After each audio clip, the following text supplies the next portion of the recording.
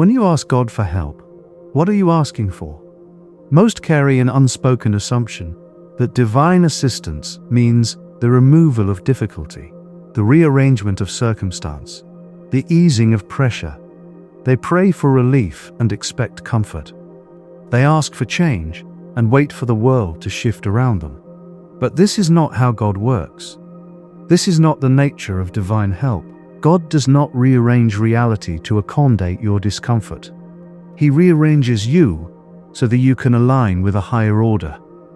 The help you seek is not withheld. It is given constantly, but rarely in the form you recognize. What you perceive as delay may be preparation. What feels like resistance may be refinement. And what appears as silence may be the deep work of transformation occurring beneath the surface of your awareness. Consider what happens when someone prays for strength. They do not wake the next morning suddenly powerful. Instead, they are given weight to carry. They are placed in situations that require them to push beyond their current capacity. The strength they prayed for does not arrive as a gift, it arrives as a demand. And through meeting that demand, through bearing what they thought they could not bear, the strength becomes theirs. It is built, not bestowed. When someone prays for wisdom, they are not given answers. They are given questions. They are led into confusion, into paradox, into situations where their old ways of thinking no longer serve them. Wisdom is not information delivered from above. It is the fruit of wrestling with what you do not yet understand. It emerges only after you have been broken open by uncertainty and reassembled by insight. If you pray for courage, you will not be made fearless. You will be given fear and asked to move through it. Courage is not the absence of fear. It is action in the presence of fear. And so God does not remove the thing that frightens you. He gives you the opportunity to face it, again and again, until the fear no longer controls you. This is help, but it does not feel like help in the moment. It feels like trial. This is the misunderstanding that causes so many to believe their prayers go unanswered. They ask for one thing and receive what appears to be its opposite. They ask for peace and are given chaos. They ask for clarity and are met with confusion. They ask for provision and experience lack. And they conclude that God is absent, indifferent, or cruel. But the truth is simpler and more profound. Divine help is structural, not emotional. It does not soothe, it strengthens. It does not comfort, it transforms. The realm in which God operates is not the visible world of effects. It is the invisible realm of causes. When you pray, you are not asking for outcomes to change. You are asking to be brought into alignment with the conditions that produce different outcomes. And alignment always requires adjustment. It requires you to let go of what no longer fits, to release what you have been clinging to surrender the identity that has kept you small. This is why so many experience loss before elevation. This is why pressure often precedes breakthrough. This is why what you thought you needed is sometimes taken away before what you truly need can arrive. God is not punishing you, He is clearing space. He is removing the obstacles that you could not remove yourself because you did not recognize them as obstacles. You thought they were supports, you thought they were necessary, but they were anchors, and He is cutting the rope. Faith, then, is not passive waiting.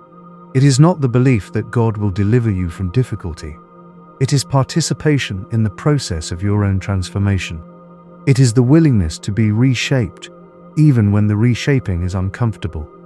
It is trust in the unseen work occurring within you, even when the visible world offers no evidence of progress.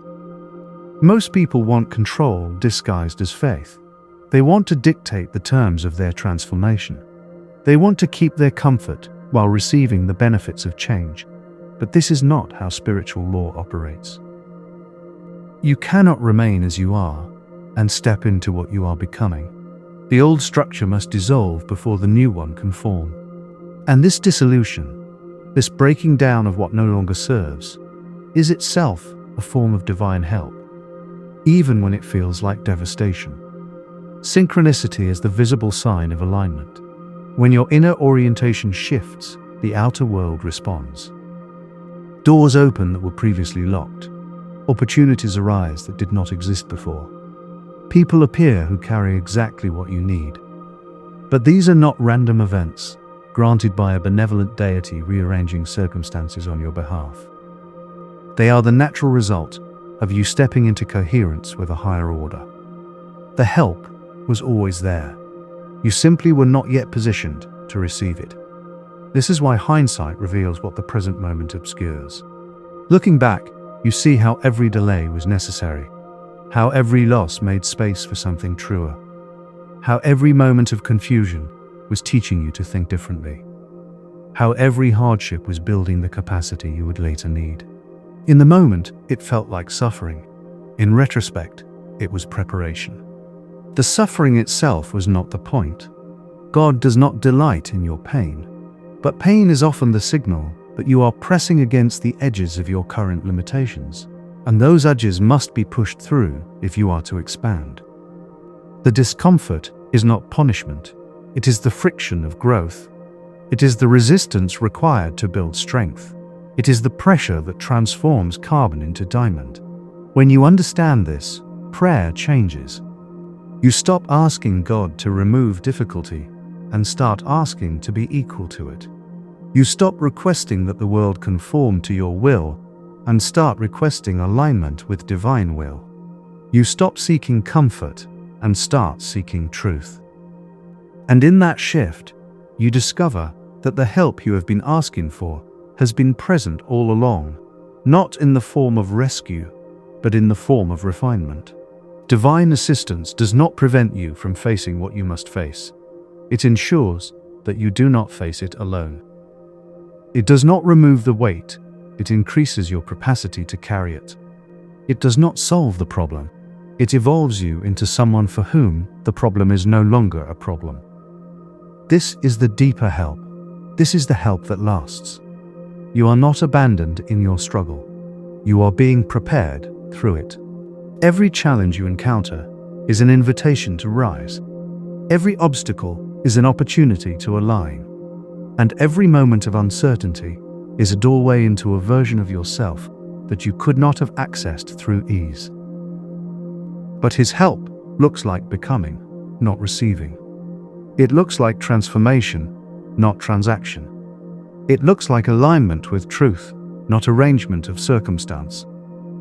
And if you are willing to participate in that process, if you are willing to be refined rather than merely relieved, you will find that the help you sought was never absent.